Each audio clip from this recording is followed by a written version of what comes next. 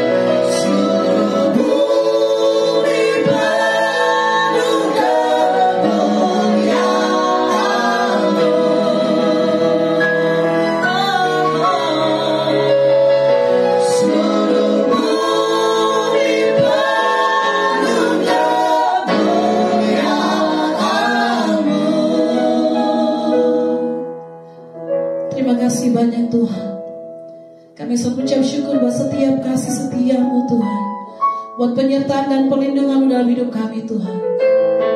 Kami ucap syukur kami punya Tuhan yang dahsyat dan luar biasa seperti Engkau Bapa. Engkau menyucikan dan menguruskan setiap hati dan pikiran kami Tuhan. Tunggu jiwa kami serahkan ke dalam tangan-Mu untuk Engkau basuh dengan darah-Mu Tuhan. Biarlah kami layak untuk menghadap hadirat-Mu pada saat ini Tuhan. Berkati ibadah kami Tuhan. Berkati semua kami yang mengikuti ibadah ini Tuhan. Biar Engkau berkati juga hamba-Mu yang akan Engkau pakai Tuhan. Terima kasih banyak Tuhan. Haleluya. Kami siap masuk dalam hadirat-Mu Tuhan.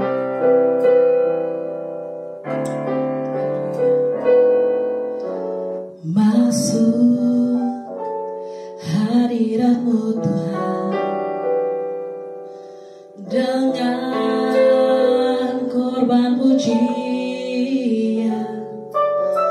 Masuk hadirat-Mu Tuhan, berhiaskan kekudusan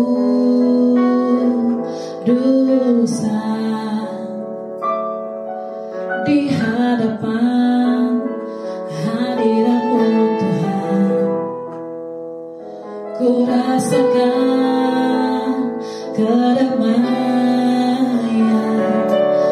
di hadapan hadirat-Mu Tuhan. Ku nampak keagungan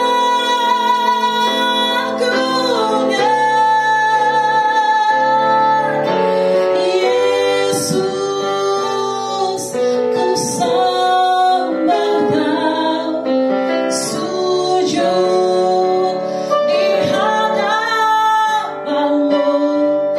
Keinginan dalam hidupku hanya untuk menyembah-Mu.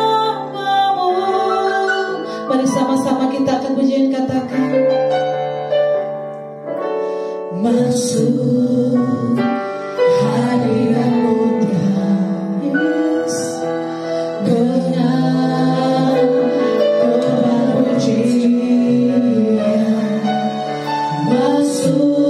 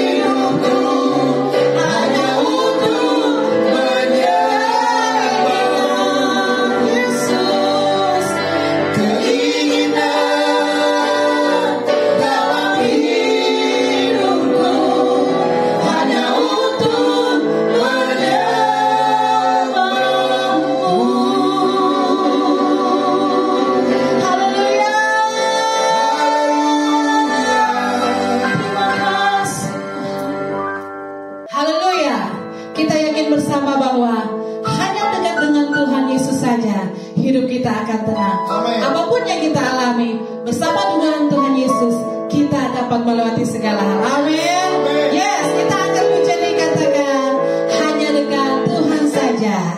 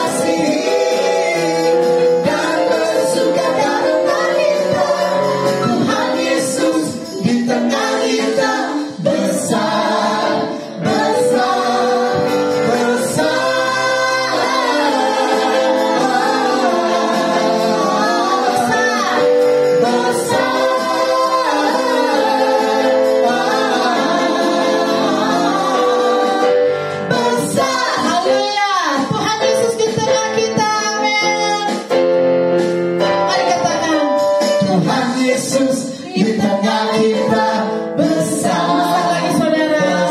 Ya, amin. Dia senangkan gembirakan dengan sukacita.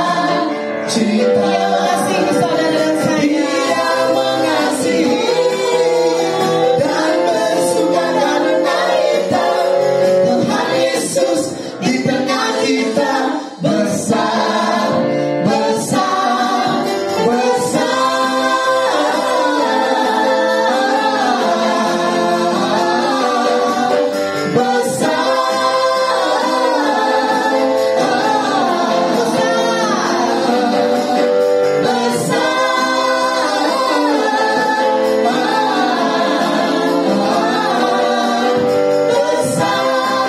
Mari coba di rumah kita bisa angkat tangan begini untuk katakan bahwa Tuhan Yesus besar. Mari kita coba.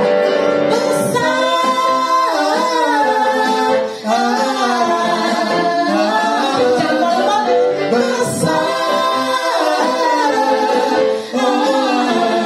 Sama-sama katakan. Sekali lagi katakan.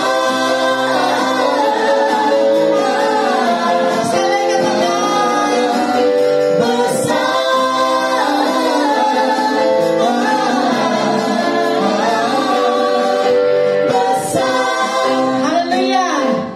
Haleluya. Tuhan Yesus dahsyat dan luar biasa. Kasih-Nya besar bagi kita. Haleluya. Terima kasih Tuhan. Engkau penghibur kami Tuhan. Engkaulah penasihat dalam hidup kami Bapa. Kami bersyukur punya Tuhan yang dahsyat dan luar biasa seperti Engkau Tuhan. Haleluya.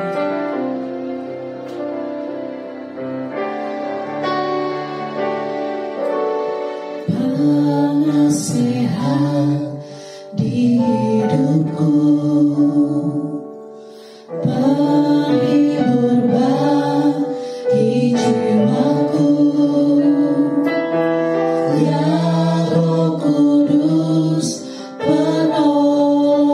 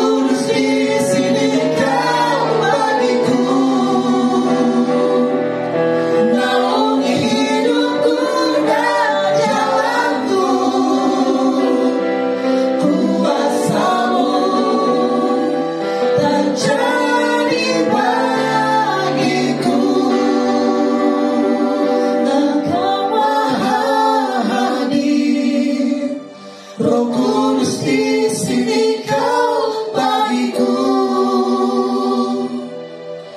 pimpin hidupku dan jalanku, kuasa-Mu hidupkan jiwaku. Engkau Maha Hadir, Roh Kudus di sini kau bagiku,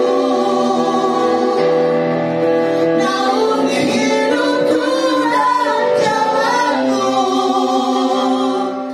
kuasa-Mu terjadi bagiku.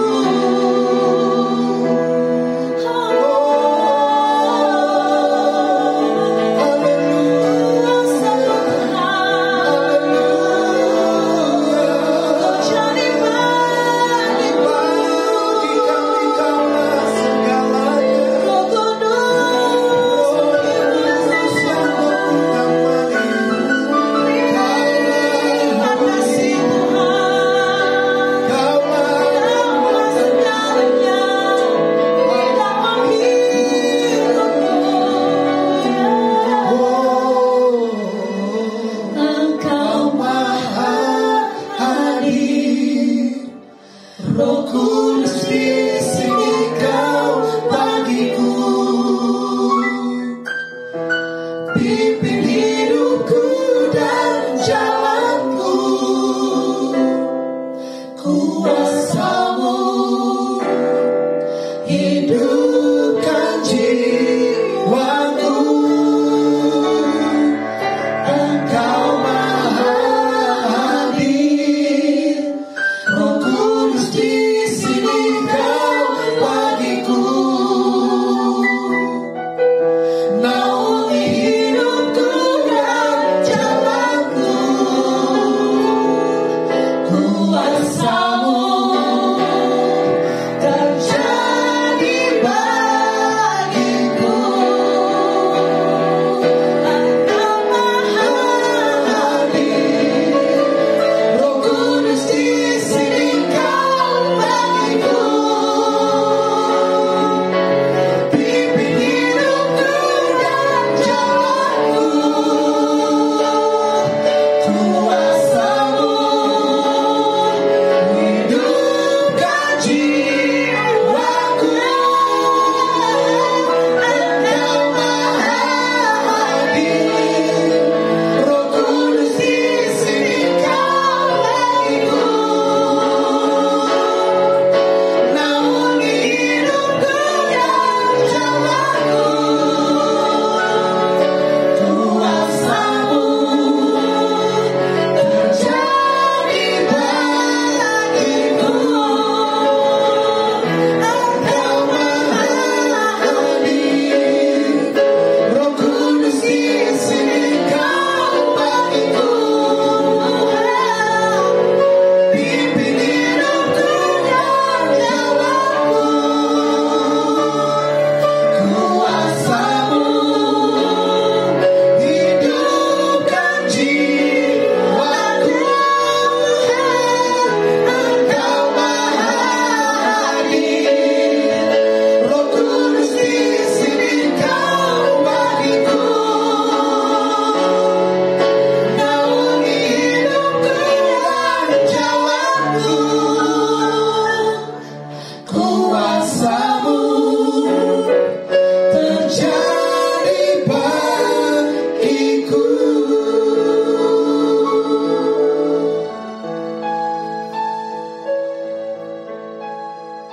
Shalom, selamat siang Sobat Home Ministry dimanapun Anda berada.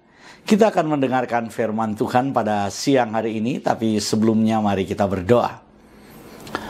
Terima kasih ya Tuhan buat penyertaan-Mu, terima kasih ya Bapa buat segala sesuatu yang telah Tuhan kerjakan buat kami.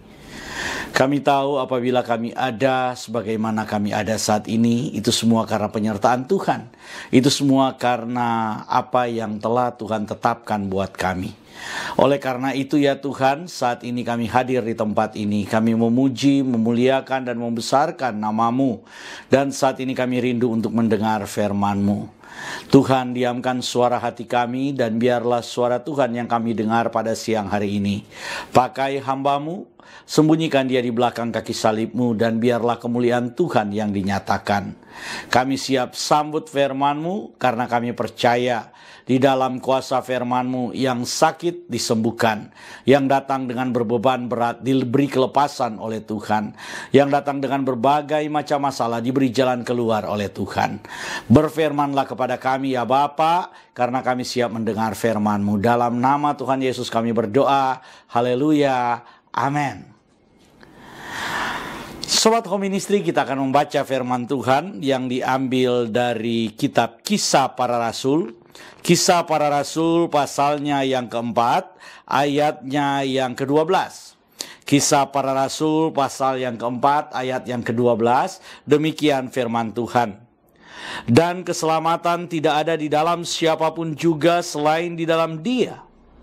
Sebab di bawah kolong langit ini tidak ada nama lain yang diberikan kepada manusia yang olehnya kita dapat diselamatkan. Sobat Home Ministry, pada awal bulan ini, di hari Minggu saya sudah menyampaikan firman Tuhan tentang keselamatan. Kita sudah berbicara tentang apa itu keselamatan dan kenapa manusia harus diselamatkan. Hari ini saya akan berbicara tentang Yesus Kristus, satu-satunya jalan keselamatan. Sobat Home Ministry, kalau kita berbicara tentang keselamatan, maka kita harus pahami secara benar bahwa keselamatan itu adalah proyek besar sorga. Keselamatan itu adalah rencana Tuhan sendiri. Keselamatan itu bukanlah keinginan manusia untuk diselamatkan, karena firman Tuhan berkata bahwa tidak ada manusia yang benar, tidak ada manusia yang melakukan kehendak Tuhan. Semuanya telah berdosa, semuanya telah meninggalkan Tuhan, semuanya telah kehilangan kemuliaan Tuhan. Bahkan Rasul Paulus pada satu kesempatan berkata bahwa aku ingin melakukan hal-hal yang baik, tetapi justru yang aku lakukan adalah apa yang tidak aku kehendaki, yaitu perbuatan yang tidak baik. Kemudian dia berkata, siapakah yang dapat melepaskan aku dari tubuh maut ini? Jadi Sobat Home Ministry, kalau kita kemudian membicarakan keselamatan sebagai niat dan keinginan kita sebagai manusia untuk kemudian mencari keselamatan, untuk mencapai keselamatan, maka Rasul Paulus berkata bahwa tubuh maut kita ini tidak akan pernah mampu membawa kita pada keselamatan. Karena keinginan daging itu adalah maut. Dan selama kita masih hidup di dalam daging ini, keinginan daging itu ada di dalam kehidupan kita. Keinginan daging ini terus menguasai kehidupan kita. Keinginan daging ini menginginkan supaya dia dipuaskan. Tapi selanjutnya Rasul Paulus berkata, syukur kepada Tuhan oleh kasih karunia di dalam Tuhan kita Yesus Kristus. Maka kita dilepaskan. Kita dibebaskan. Kita mendapatkan keselamatan itu.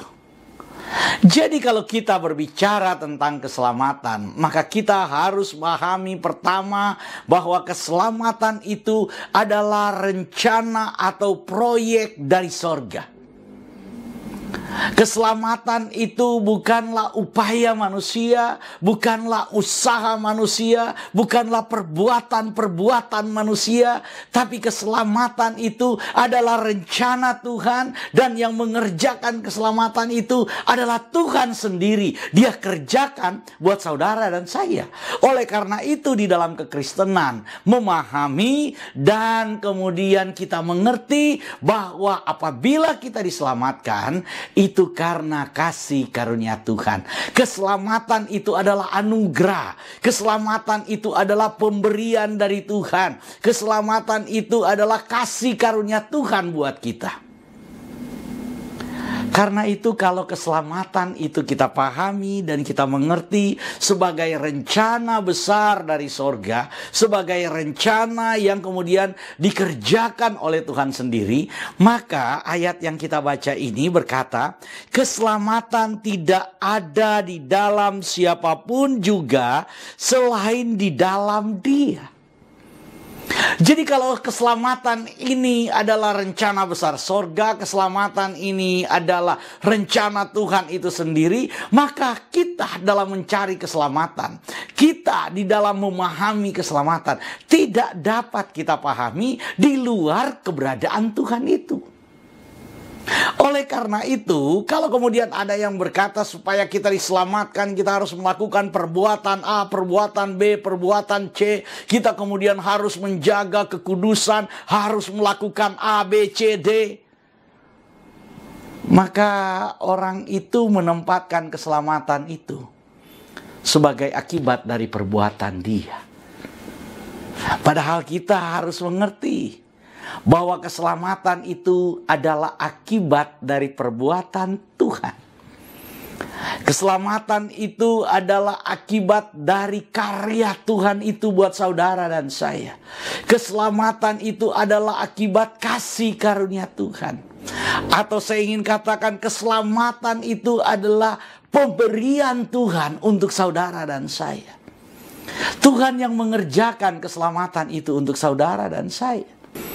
Di dalam Filipi pasalnya yang kedua, mulai ayat yang ke-12, firman Tuhan berkata begini. Hai saudara-saudaraku yang kekasih, kamu senantiasa taat, karena itu tetaplah kerjakan keselamatanmu dengan takut dan gentar, bukan saja seperti waktu aku masih hadir, tetapi terlebih pula sekarang waktu aku tidak hadir.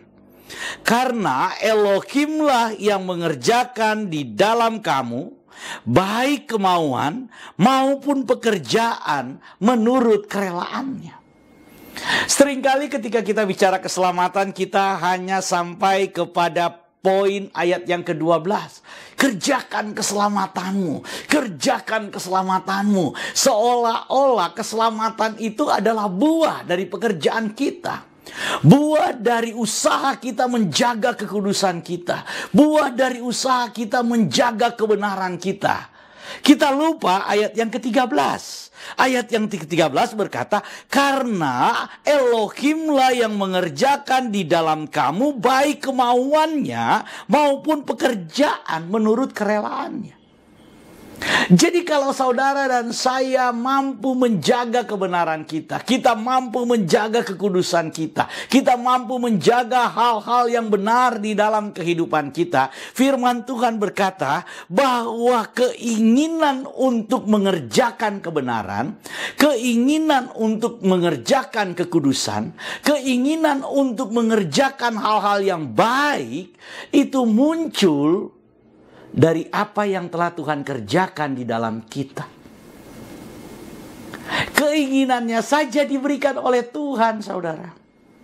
Jadi kalau hari ini saudara punya keinginan untuk percaya kepada Tuhan Yesus, untuk kemudian memilih Tuhan Yesus, untuk kemudian beribadah kepada Tuhan Yesus, maka saya ingin katakan, keinginan-keinginan itu adalah buah pekerjaan Tuhan yang ada di dalam kita. Atau dengan kata lain, itulah pekerjaan Roh Kudus buat kita. Roh Kudus bekerja di dalam kita, memunculkan keinginan kepada kita, memunculkan motivasi kepada kita, memunculkan semua yang kita ingin kerjakan supaya berkenan di mata Tuhan. Itu sudah dikerjakan oleh Roh Kudus di dalam kita. Karena Roh Kudus yang mengerjakan itu di dalam kita, maka firman Tuhan berkata bahwa pekerjaan, jadi perbuatan kita pun, perbuatan benar kita, perbuatan kudus kita, perbuatan yang berkenan di hadapan Tuhan yang kita lakukan, itu semua dikerjakan oleh Tuhan buat kita. Lalu Pak, apakah kita kemudian menjadi seperti robot? Bukan. Manusia bukan menjadi seperti robot. Tapi keinginan manusia, yaitu keinginan daging. Itu di dalam diri kita, di dalam iman kita, di dalam batin kita, di dalam jiwa kita.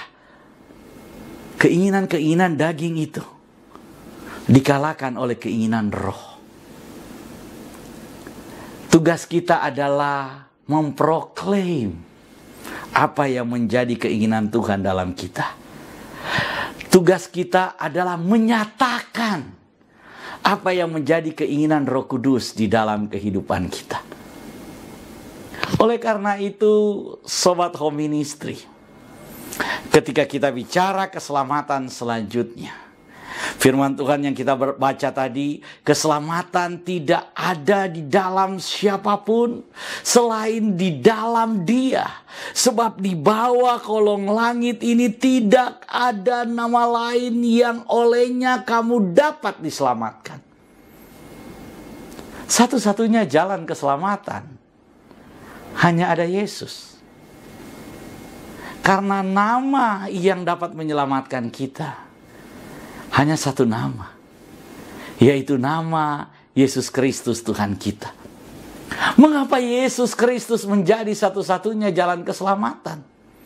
Nah, yang kedua, kalau kita berbicara tentang keselamatan, kita sedang berbicara tentang bagaimana gambar dan rupa Tuhan yang rusak dalam diri kita itu diperbaiki oleh Tuhan. Sobat Home Ministry, ketika Tuhan menciptakan manusia dalam Kejadian 1 ayat 26 dan 27, firman Tuhan berkata bahwa manusia itu diciptakan berdasarkan gambar dan rupa Tuhan. Tetapi gambar dan rupa Tuhan itu kemudian rusak di dalam diri manusia. Manusia melakukan dosa atau kemudian manusia mengambil posisi untuk berseberangan dengan Tuhan. Dengan mengikuti perkataan si jahat, dengan mengikuti perkataan setan, yaitu dia kemudian makan buah terlarang. Dan ketika dia makan buah itu, akibatnya firman Tuhan berkata, maut. Maut. Upah dosa adalah maut. Gambar dan rupa Tuhan dalam diri manusia menjadi rusak. Oleh karena gambar dan rupa Tuhan dalam diri manusia menjadi rusak, maka gambar dan rupa Tuhan itu harus diperbaiki. Masalahnya sekarang, kalau kita berbicara tentang gambar dan rupa Tuhan, gambar Tuhan dalam diri manusia itu berbicara tentang komposisi ilahi. Jadi manusia ketika kemudian diciptakan oleh Tuhan, Tuhan menciptakan manusia dengan komposisi ilahi. Komposisi ilahi Tuhan berikan kepada manusia. Kalau kita berbicara tentang rupa Tuhan, maka kita sedang berbicara tentang kualitas ilahi. Ketika Tuhan selesai menciptakan komposisi ilahi, maka selanjutnya dalam Kejadian pasal yang kedua ayat yang ke-7, kalau kita baca di situ, maka Tuhan kemudian menghembuskan nafas hidup sehingga manusia itu menjadi makhluk yang hidup. Di sini ada kualitas, yaitu nefes haya atau nafas dari Yahweh. Nafas dari Tuhan sendiri diberikan kepada manusia supaya manusia memiliki kualitas ilahi. Untuk memperbaiki komposisi ilahi dan kualitas ilahi, maka nggak mungkin kita kerjakan dengan usaha kita. Nggak mungkin komposisi ilahi itu kemudian itu menjadi baik karena ada perbuatan-perbuatan kita yang baik. Firman Tuhan berkata bahwa perbuatan baik kita itu ibarat kain kotor, saudara. Kata kain kotor itu seperti kain pembalut, kain yang najis, kain yang nggak layak. Saudara bisa bayangkan bagaimana mungkin perbuatan baik yang di mata Tuhan seperti kain najis, seperti kain kotor, itu kemudian bisa memperbaiki komposisi ilahi dalam diri kita. Itu mustahil. Oleh karena itu yang bisa memperbaiki komposisi ilahi itu adalah Tuhan itu sendiri. Dalam Kolose pasalnya yang pertama, Kolose pasalnya yang pertama ayat yang ke-15, firman Tuhan berkata begini. Ia adalah gambar Elohim yang tidak kelihatan, yang sulung lebih utama dari segala yang diciptakan. Karena di dalam Dialah telah diciptakan segala sesuatu yang ada di sorga dan yang ada di bumi, yang kelihatan dan yang tidak kelihatan, baik singgasana maupun kerajaan, baik pemerintah maupun penguasa, segala sesuatu diciptakan oleh Dia dan untuk Dia. Saudara, firman Tuhan ini berkata bahwa Ia adalah gambar Elohim yang tidak kelihatan.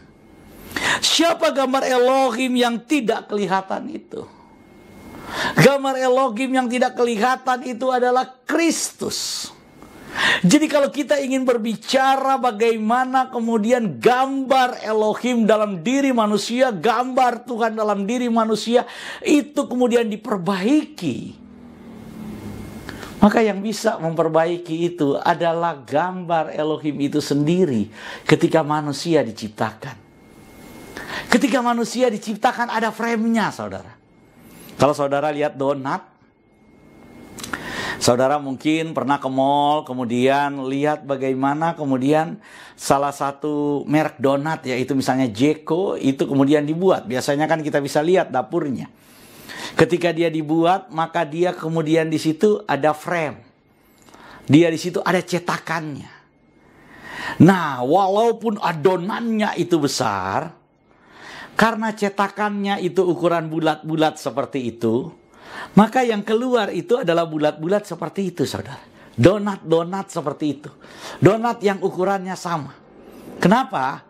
Karena frame-nya itu sama. Karena cetakannya itu sama. Ketika manusia diciptakan oleh Tuhan, ada gambarnya, ada cetakannya, ada blueprintnya. Dan frame ketika manusia itu diciptakan adalah Kristus. Oleh karena itu, untuk memperbaiki gambar Tuhan yang rusak itu, Kristus harus datang.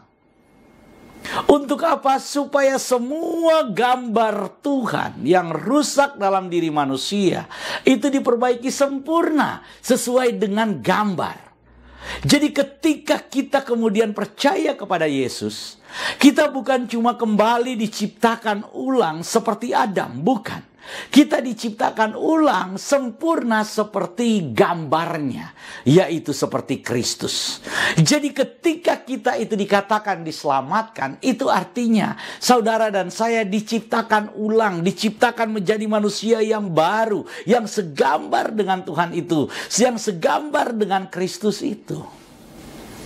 Jadi saudara dan saya, ketika percaya Yesus, kita disebut sebagai ciptaan baru. Kenapa ciptaan baru? Karena kita diciptakan ulang oleh Kristus, menjadi segambar dan serupa dengan Kristus. Dan Kristus adalah frame-nya. Kristus adalah blueprint-nya. Oleh karena itu, Sobat Home Ministry, kenapa Yesus itu menjadi satu-satunya jalan keselamatan? Karena Ia adalah gambar Tuhan yang tidak kelihatan. Lewat Dia segala sesuatu diciptakan, baik yang ada di bumi kata firman Tuhan, maupun yang ada di sorga, diciptakan oleh Dia dan untuk Dia. Jadi kalau kita bicara Yesus satu-satunya jalan keselamatan, kita bukan cuma berbicara tentang keyakinan sebuah agama, tapi kita sedang berbicara tentang planningnya Tuhan sejak awal.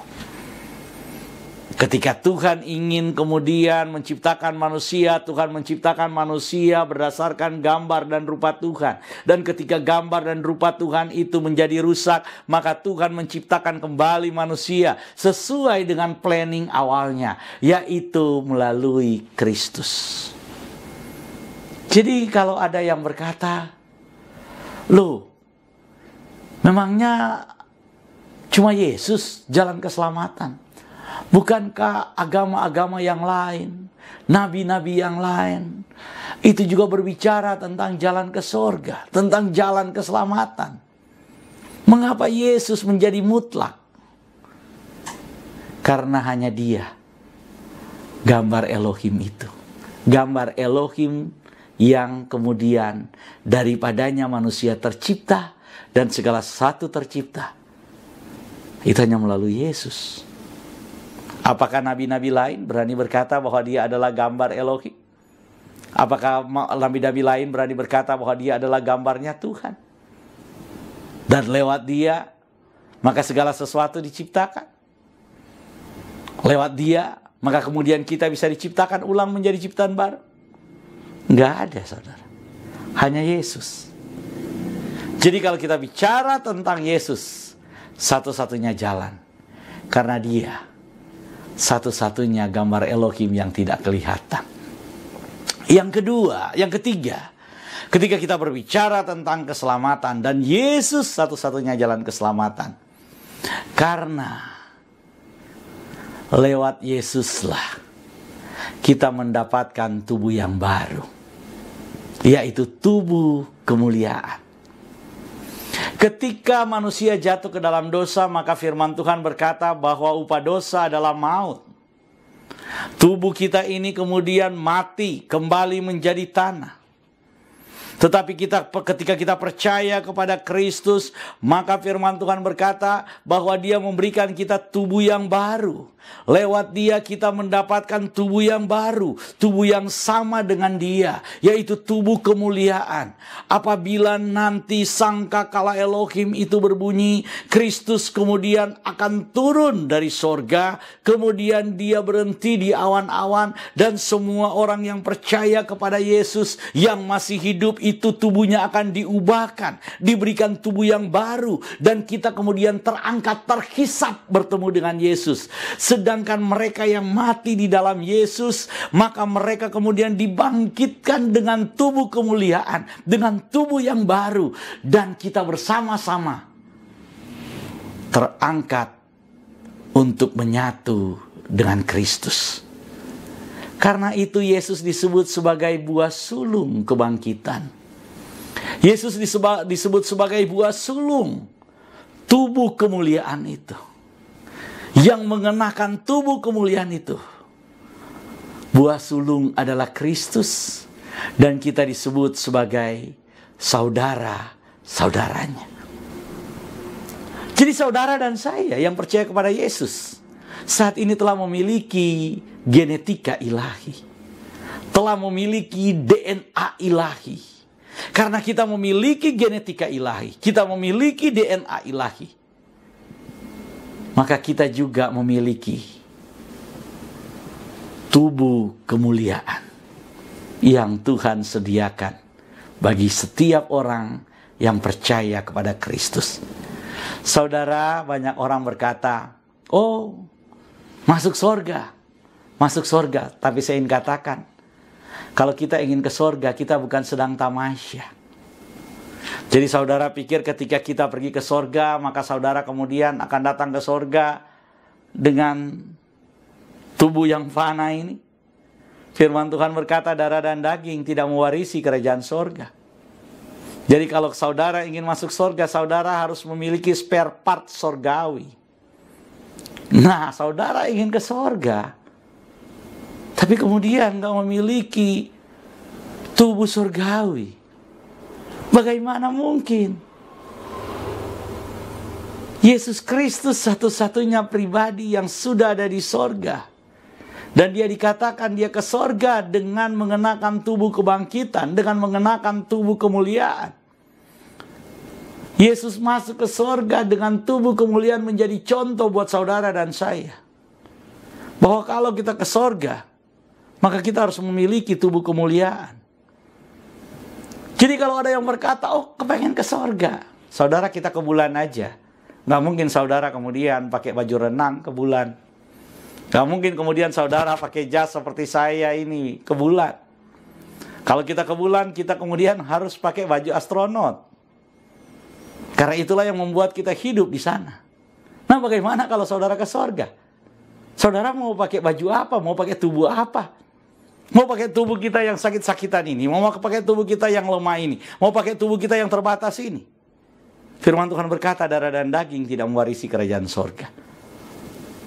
Dan Yesus satu-satunya pribadi yang telah mengenakan tubuh kemuliaan, tubuh kebangkitan. Dan saat ini dia ada di sorga. Dia menunggu saudara dan saya.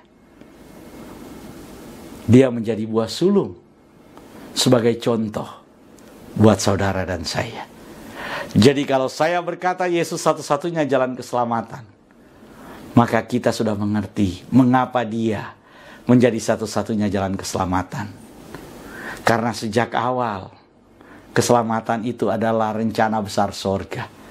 Dan rencana besar sorga melalui Yesus. Buktinya apa? Buktinya manusia diciptakan berdasarkan gambar dan rupa Tuhan sejak awal. Dan firman Tuhan berkata Yesus Kristus adalah gambar Elohim yang tidak kelihatan itu.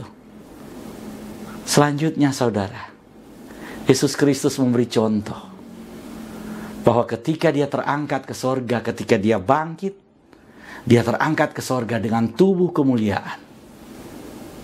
Dan di dalam tubuh kemuliaan, dia kemudian masuk di dalam sorga dan menjanjikan dia akan datang. Dan ketika datang, dia akan memberikan kita tubuh yang sama, yang layak untuk masuk dalam kerajaan sorga. Sobat Home Ministry, semoga firman Tuhan ini menjadi berkat buat kita. Dan biarlah Roh Kudus yang terus-menerus memberikan pewahyuan, memberikan pengertian, memberikan hikmat buat kita untuk mengerti apa yang menjadi kehendak Tuhan dalam hidup kita ketika kita percaya kepada Kristus. Tuhan Yesus memberkati. Sobat Home Ministry dimanapun Anda berada, kita akan masuk dalam sakramen perjamuan kudus. Saya persilakan semuanya untuk bangkit berdiri. Dan kita akan mendengarkan ketetapan tentang perjamuan kudus. Demikian firman Tuhan tentang ketetapan perjamuan kudus. Tuhan Yesus berfirman, "Akulah roti hidup yang telah turun dari sorga. Jikalau seorang makan dari roti ini, ia akan hidup selama-lamanya. Dan roti yang kuberikan itu ialah dagingku, yang akan kuberikan untuk hidup dunia." Maka kata Yesus kepada mereka, "Aku berkata kepadamu, sesungguhnya jikalau kamu tidak makan daging anak manusia dan minum darahnya, kamu tidak akan mempunyai hidup di dalam dirimu.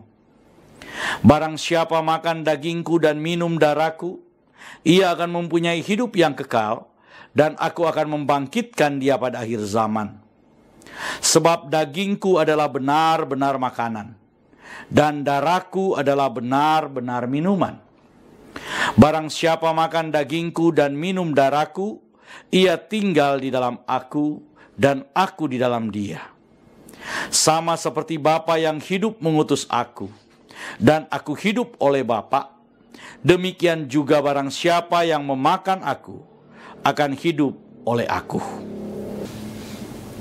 Dan ketika mereka sedang makan, Yesus mengambil roti, mengucap berkat, dan memecah-mecahkannya, lalu diberikan kepada murid-muridnya dan berkata, "Ambillah, makanlah, inilah tubuhku."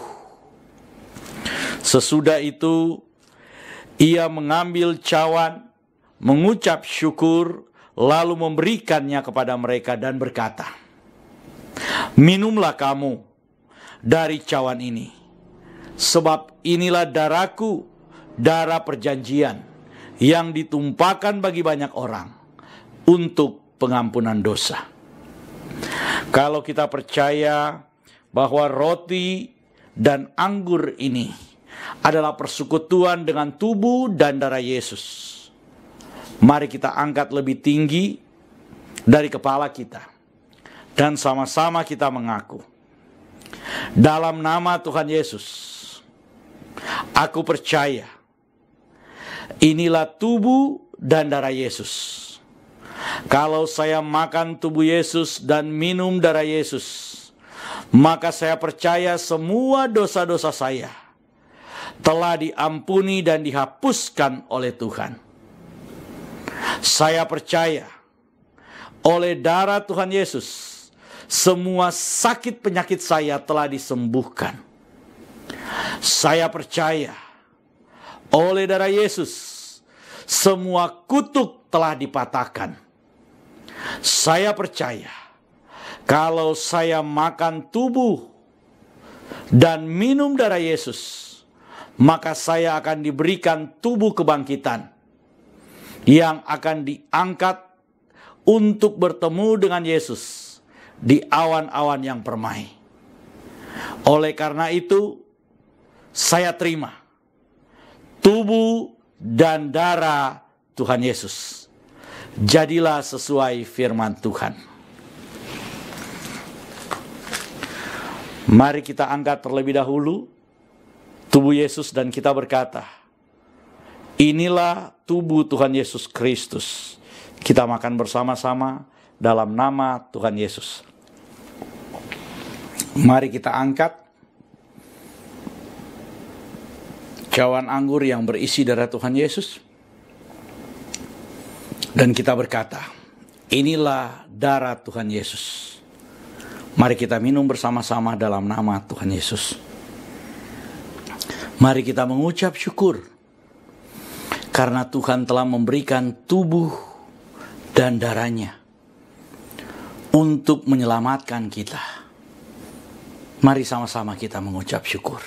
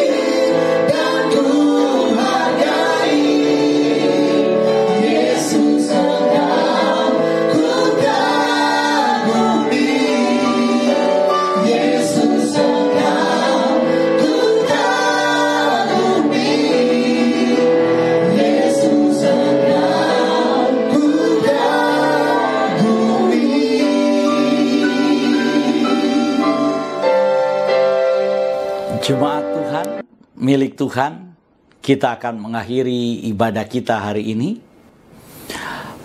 Mewakili gembala dari Home Ministry, yaitu Bapak Doni Toisuta, kami mengucapkan selamat hari Minggu dan Tuhan Yesus memberkati kita semua.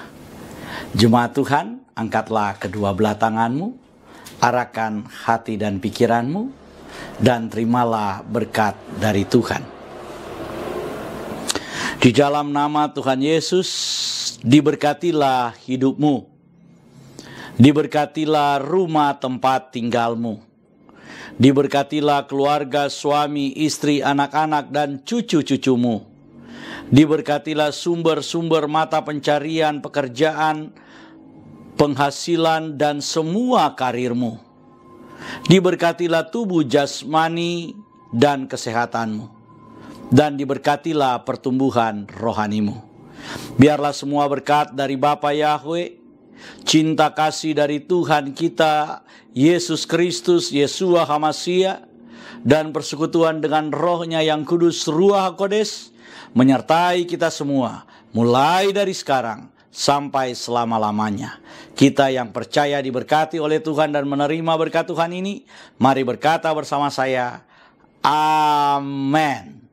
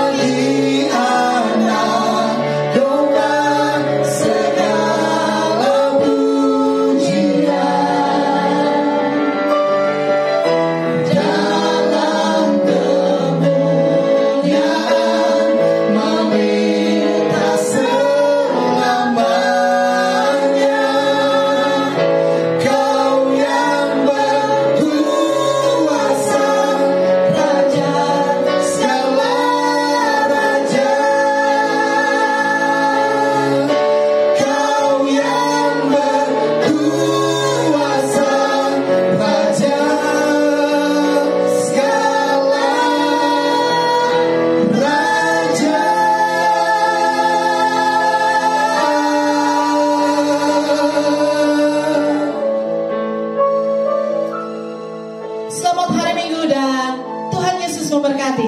Shalom.